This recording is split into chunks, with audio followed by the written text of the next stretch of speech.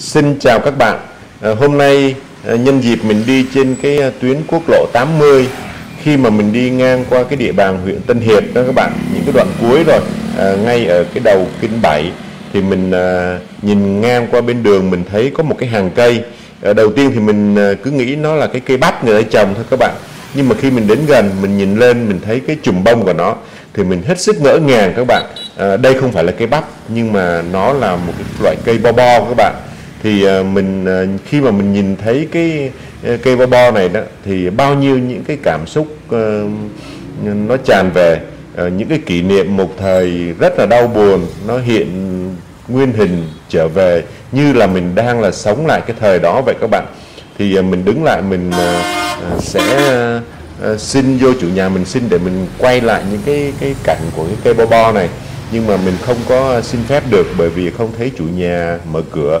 Cho nên là khi mà mình quay những cái đoạn phim này đó thì nếu mà gia chủ của những cái cây này có nhìn được cái video này thì tôi cũng xin phép gia chủ thứ lỗi cho và cho phép tôi được ghi lại những cái hình ảnh này. Thì quay trở lại với cái cây bo bo này các bạn. Đối với lại các bạn mà từ 50 tuổi trở lên đó, thì chắc các bạn vẫn còn một số bạn biết về cái cây bo bo này. Thì sau một cái biến cố năm 1975 đó các bạn, thì dân miền Nam mình nó rơi vào một cái hoàn cảnh rất là túng thiếu về mọi mặt các bạn, và đặc biệt là về thực phẩm. Thì các bạn cũng biết rằng miền Nam là một cái vựa lúa mà các bạn. Miền Nam cái khu vực sông Cửu Long thì nó trù phú quanh năm. Lúc đó mình còn rất là nhỏ thôi, nhưng mà trồng lúa mùa một năm có một vụ thôi các bạn, mỗi một vụ là 6 tháng. Thì lúa hồi đó, là mặc dù là làm có một vụ thôi, nhưng mà bởi vì là người thì nó ít nhưng mà ruộng nương thì nó nhiều lắm, cho nên là nhà nào cũng có ruộng hàng trăm công hàng ngàn công các bạn. Mình nhớ hồi đó là không có cân ký như bây giờ, mà lúa đó thì người ta đong bằng cái táo, cái thùng, cứ 2 cái táo thì là một dạ. Và khi mà mình cân bán cho thương lái ở dưới sông đó thì người ta dùng những cái thẻ bằng tre đó các bạn.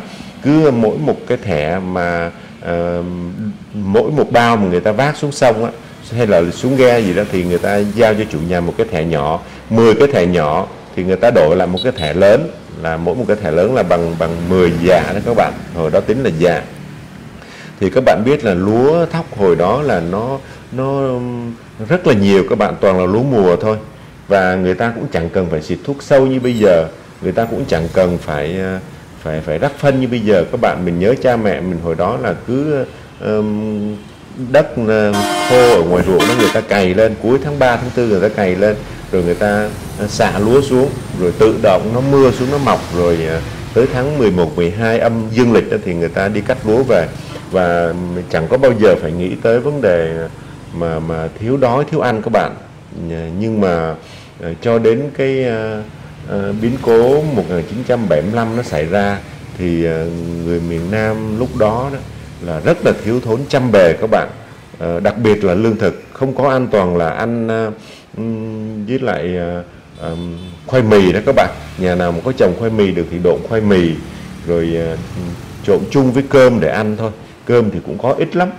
Thì lúc đó chính phủ cũng ở ngoài miền Bắc đó các bạn, người ta cũng trợ cấp cho miền Nam rất là nhiều loại lương thực, trong đó có một cái loại lương thực gọi là cái hạt bo bo này các bạn, hay là có người gọi là cao lương đó các bạn.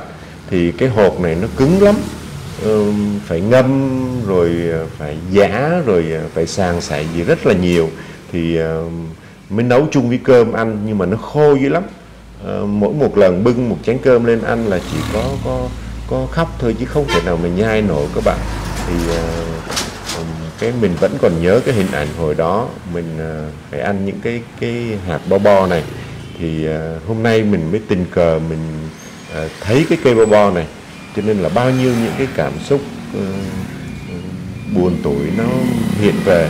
Thì mình cũng đứng lại để mà mình ghi lại những cái hình ảnh này cho các cái bạn trẻ mà không có biết cái cây bo bo này đó, thì các bạn được mục thị để thấy các bạn nha. Thì cái cây bo bo này mình sẽ nói sơ về cái cây bo bo này cho các bạn xem ha. Thì trước mặt các bạn đó là cái hàng bo bo người ta trồng. Thì cái cây nó các bạn thấy không, nó cao khoảng chừng 1,5 m đến 2 m, và nó có cái lá hình mát, nó giống như là cái cây bắp vậy các bạn. Nhưng mà nó ở trên nó không có bắp, mà nó lại trổ ra một cái bông giống như bông lúa. Thì nó có những cái hạt mà tròn mà rất là cứng các bạn. Thì mình đi ngang mình thấy nó đang là trổ, các bạn thấy trên màn hình không, là cái bông bo bo đó các bạn. Đó là nó đang là trổ bông rồi. Thì mình sẽ quay lại cho các bạn xem. Thì mình sẽ giới thiệu về cái cây bo bo này cho các bạn xem nha. Bo bo hay còn có cái tên khác gọi là cườm thảo hay là y dĩ các bạn. Tên tiếng Anh của nó là sorghum, tên khoa học của nó là Cosis Clarima zobi. Thì bo bo này nó là một cái loại hạt, và cái quả của cái cây bo bo này nó cũng là thuộc họ lúa các bạn, và nó có hình dáng gần giống với cái cây bắp. Và các cái phần hạt của cây thì nó lại tập trung thành chùm ở cái phần đầu ngọn như các bạn thấy đó. Nó là một cái loài cây chịu hạn rất là tốt, và nó có cái sức sống rất là mãnh liệt. Cái cây bo bo này thì nó có cái vỏ rất là cứng các bạn, không thể ăn trực tiếp được. Nhưng mà trong những cái năm đó thì bo bo lại chính là cái nguồn lương thực giúp cho bà con sinh tồn để cứu đói trong cái giai đoạn đó.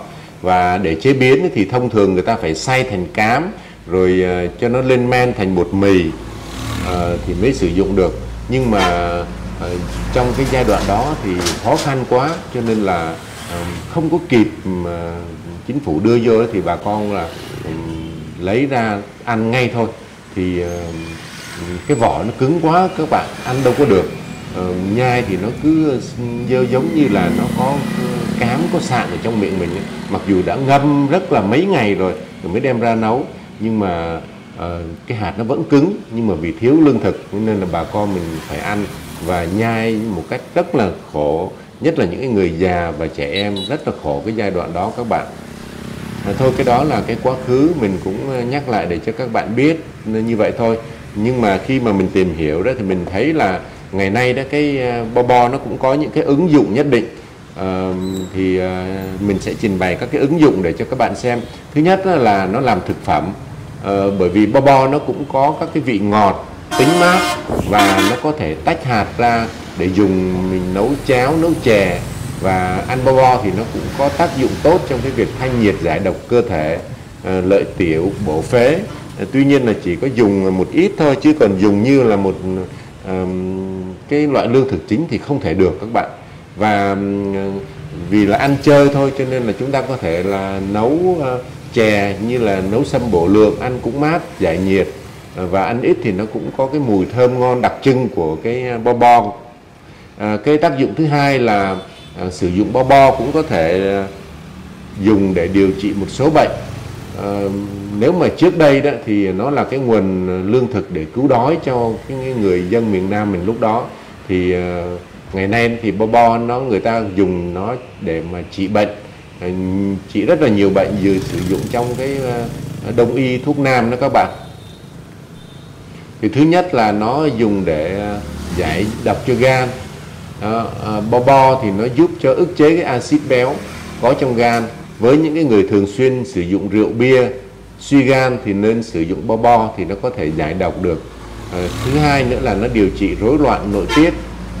Bo bo nó có tính hàn nên là nó giúp giảm cái kích thích tố progesterone và testosterone. Nó thích hợp cho những cái phụ nữ để điều hòa kinh nguyệt và giúp ổn định tinh thần. Nó điều trị những cái bệnh lý liên quan đến tim mạch, tiểu đường. Bo bo thì nó giúp ngăn ngừa và giảm các cái bệnh về tim mạch bằng cách là giảm cái nồng độ cholesterol và lipoprotein. Đối với những người mà thường xuyên mệt mỏi, khó thở hay là mắc các cái bệnh về tim mạch thì chúng ta sử dụng bo bo cũng rất tốt các bạn. Ngoài ra nó còn có thể bảo vệ được dạ dày. Bo bo nó giúp cho giải nhiệt ở trong dạ dày, và nó giảm cái chất béo ở trong dạ dày. Do đó nó cũng giảm được cái viêm loét và hạn chế cái sinh sản cái tế bào ung thư ở dạ dày.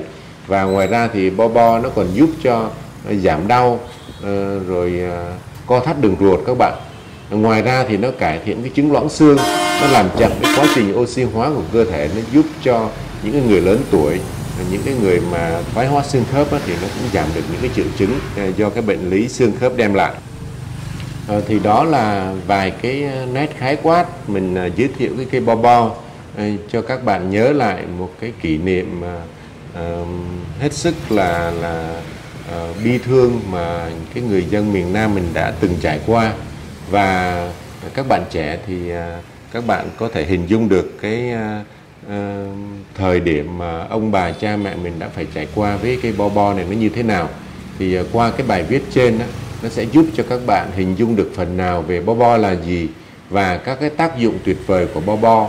Bo bo không chỉ là một cái loại hạt cứu đói cho cái người dân miền Nam mình trong cái thời điểm đó, mà nó còn là một cái loại hạt có nhiều ý nghĩa to lớn trong tinh thần, y học và cái giá trị văn hóa của Việt Nam đối với cái giai đoạn đó. Và nếu mà trường hợp mà có thể được thì các bạn dùng bo bo một cách thường xuyên như là một cái loại ăn cho vui, và chúng ta còn dùng nó để mà hỗ trợ trong cái việc điều trị những cái bệnh tôi vừa nêu trên thì rất là tốt cho sức khỏe. Xin cảm ơn các bạn đã quan tâm theo dõi, và xin quý vị like, chia sẻ, đăng ký kênh để ủng hộ cho kênh chúng tôi được ngày càng phát triển. Xin kính chào quý vị.